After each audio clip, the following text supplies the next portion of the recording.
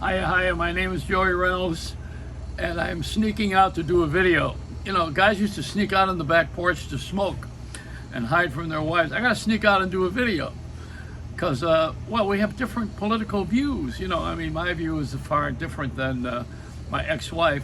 That's probably why she's my ex-wife, huh? No, it has a lot to do with disagreement in the marriage on the way we raise a family. Now, the family of man, which is the United States right now, is so mixed up.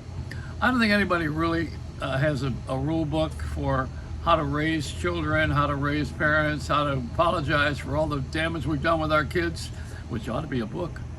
The damage book. The Linda and Linda, is that what it is?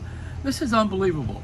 There's a father in LA who is a recording engineer and producer and has a lot of hip hop and I would say heavy metal stuff is in his life, and his daughter, who's 11 years old and has braces, and so the other kids in their neighborhood, they're at this age, you know, where they're still in dental school. And they have a group called Linda and Linda. And they're rocking and rolling, boy, I'm going to tell you. Now, I remember when I was 18 years old, I was hanging around, I mentioned it before, with people like Bobby Rydell and, you know, rock and roll pop stars. And then later on, you know, we had the real rock and roll and the Beatles, and we had the heavy metal guys that came along after that, and the 70s was a dance thing, and the 80s was a little bit more somber, and the 90s was back to whatever bag you wanted to have.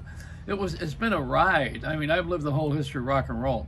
And now to start at 11-year-olds, I remember Hanson 25 years ago, that's their anniversary, and the New Kids on the Block. We're always trying to make young people, we're always celebrating them because I think we have guilt.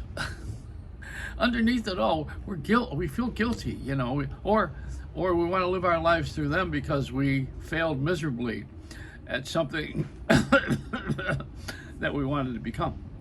No, I never really wanted to be much, and it's working out fine. It's been a good ride. Let me have some of this here. Somebody put alcohol in my Diet Coke one night at Brandy's, name of a bar in New York, and I almost fell over because I've been sober at that time about 20 years, and I went, poof, I spit it out on everybody at the bar. They thought I was just a common drunk, which I was. I wasn't that common. But let's go back to this, the kids. All right, now we want our 11-year-old kids to be rock and roll stars. Do we really want this?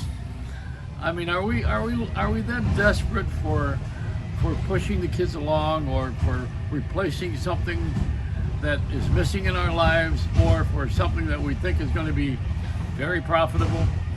I would vote for that one. Is there a garbage truck behind me? Do you know, every time I do this, the garbage truck comes by? If you follow me, you know this happens all the time, right? The garbage truck, every recording that I do, the garbage truck goes. I think they hire the truck just to go by and piss me off. I'm a little bit more sane than Putin, who lost his toy. You know, he lost that toy boat that he had, which is that big destroyer.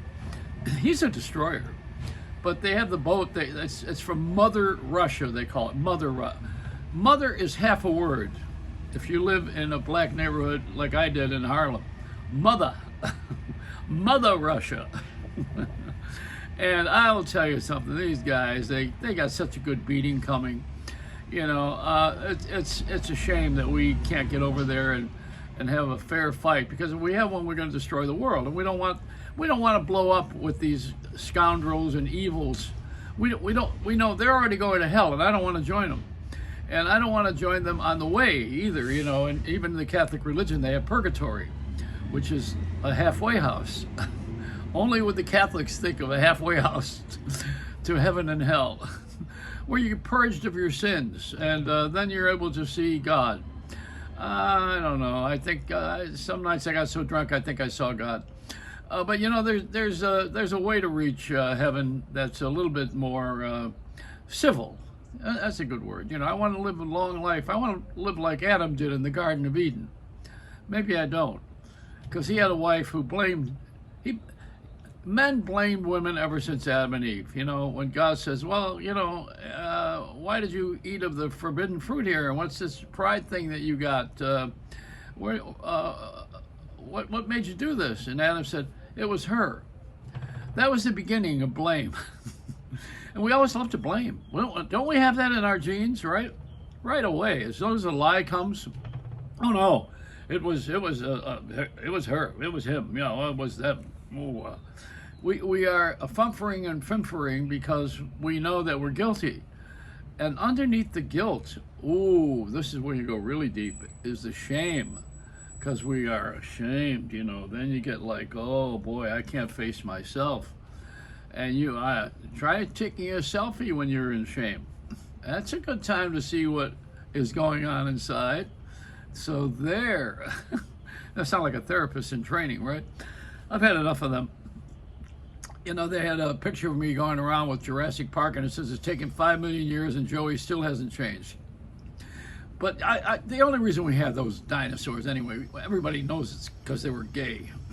That's why there aren't anymore. So there. Tell the governor of Florida, is he going to run for office? What office is he going to run for?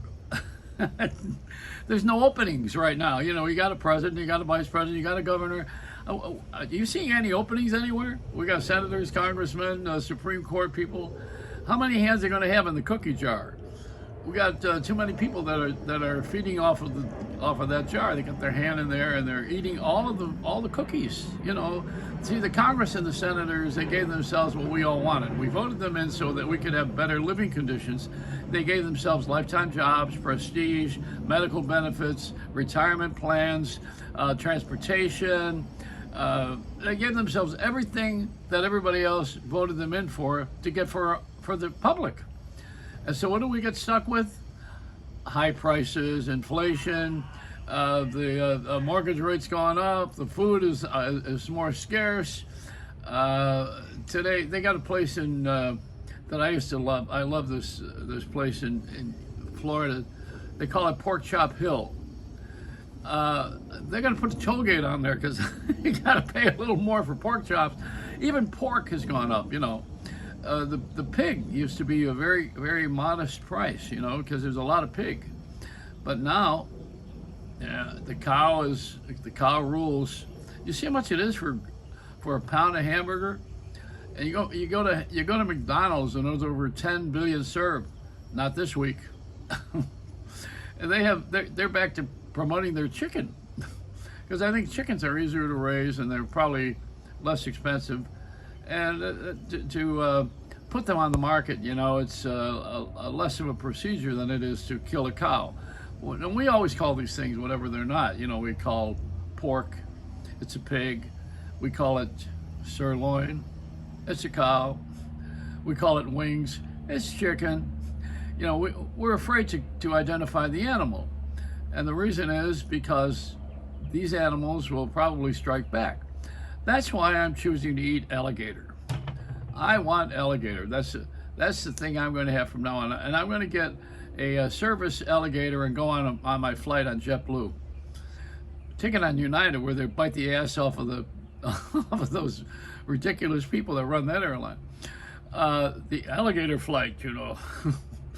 So I like it. I like making fun of everything. That's so American, isn't it? You know, you don't have to be on TikTok to have fun.